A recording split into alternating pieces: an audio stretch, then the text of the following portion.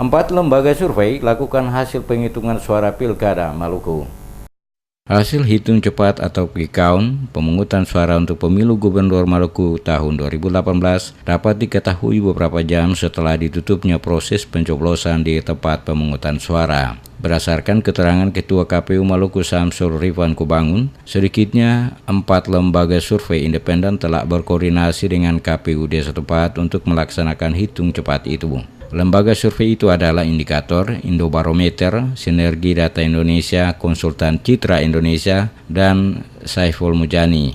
Keempat lembaga survei yang berkedudukan di Jakarta ini akan merilis hasil hitung cepat Pilgub Maluku. Sementara di luar lembaga itu, sejumlah calon diantaranya didukung partai politik pengusung maupun tim pemenangannya juga melakukan penghitungan cepat untuk kepentingan internal dan data pembanding perolehan suara mereka masing-masing. Samsul Rifan Kubangun mengatakan KPU tidak akan terpengaruh dengan hasil perhitungan cepat keempat lembaga survei itu dan tetap melakukan penghitungan secara berjenjang untuk menentukan hasil perolehan suara ketiga pasangan calon. Pertama ada Indikator, kemudian Indobarometer, Sinergi Data Indonesia, Konsultan Citra Indonesia, kemudian Saiful Mujani Riset dan Konsultan.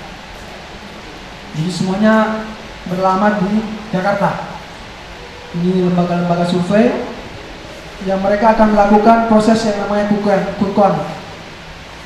Jadi sekali lagi kami sampaikan bahwa ini sesuai dengan amanat peraturan PKPU 8/2017 bahwa salah satu bentuk partisipasi masyarakat adalah mereka boleh melakukan yang namanya jajak pendapat, survei atau yang namanya quick count atau penghitungan cepat yang nanti didaftarkan paling lambat 30 hari sebelum hari pemungutan. Mereka ini sudah terdaftar.